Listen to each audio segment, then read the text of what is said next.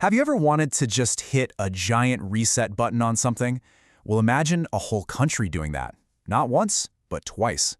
That's pretty much the story of Sri Lanka.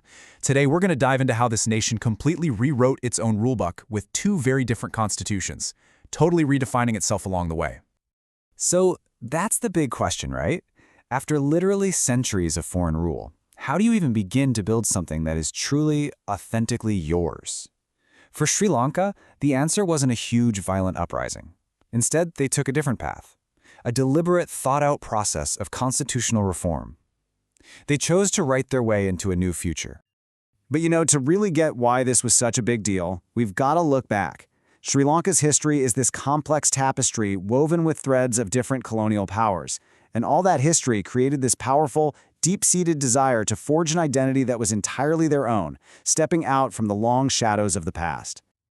And wow, this timeline really puts it into perspective. It starts with the Portuguese way back in 1505. Then the Dutch take over. And finally, the British Empire has full control by 1815. We're talking about centuries of foreign rule, which makes that date, 1972, all the more massive. That's the year Sri Lanka adopted its first republican constitution, the moment they officially cut that final colonial cord.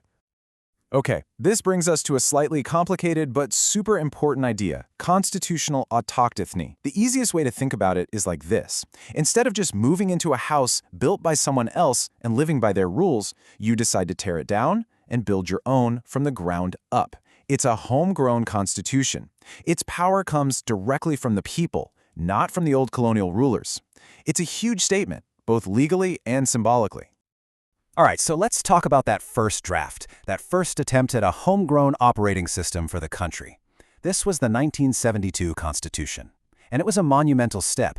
It's when the country's name officially changed from Ceylon to Sri Lanka, and it was declared a fully independent republic. So what was actually in this new rulebook? Well, interestingly, it borrowed pretty heavily from the very system it was replacing and used the British Westminster model, which meant that Parliament, or the National State Assembly as it was called, was the supreme power. The president? Just a ceremonial figurehead, really. The Constitution also gave a special place to Buddhism and made Sinhala the official language. But here's the kicker. This huge foundational document, this first great attempt at a homegrown constitution, it lasted for just 6 years. 6! That is an incredibly short lifespan for a country's rulebook.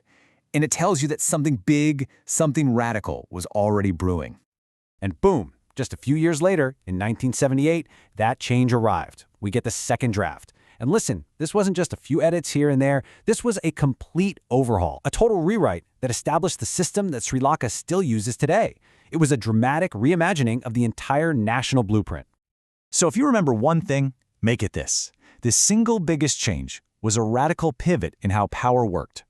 The country swung from a system where Parliament was king to a whole new model centered on an extremely powerful executive president. Okay, let's really dig into this power shift, because this is where everything changes. It's the absolute defining difference between the two constitutions. It's all about this massive transfer of authority away from the prime minister and parliament and into the hands of this new, supercharged presidential role. And this comparison just lays it all out. It's night and day, really. Under the 72 Constitution, the president was a ceremonial figure, picked by the prime minister, and basically did what the PM advised. Fast forward to 1978, and the president is now the head of both state and government, directly elected by the people and holding a ton of independent power. It's a complete transformation. But this wasn't just a reshuffling of power at the very top. The second draft also completely redefined what it meant to be a citizen. And that brings us to a really crucial point. The difference between having rights written down on a piece of paper and having rights you can actually enforce. And this slide says it all. The 1972 Constitution basically listed out your rights, but then locked them behind a glass case. You could see them, but you couldn't touch them. There was no clear way to take them to court. The 1978 Constitution shattered that glass. It gave citizens a clear, direct way to go to court and defend their fundamental rights. Now that is a game changer. A line from our source material really just nails it.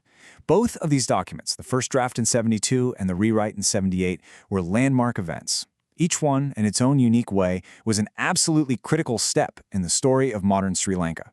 They show a nation actively, consciously shaping its own destiny. And that leaves us with this final thought. Because even the 1978 Constitution has been changed and amended many, many times over the years, it goes to show you that a Constitution isn't some static monument carved in stone, it's a living, breathing document that evolves. So the real question to ponder is a nation's story, its fundamental rulebook, ever truly finished?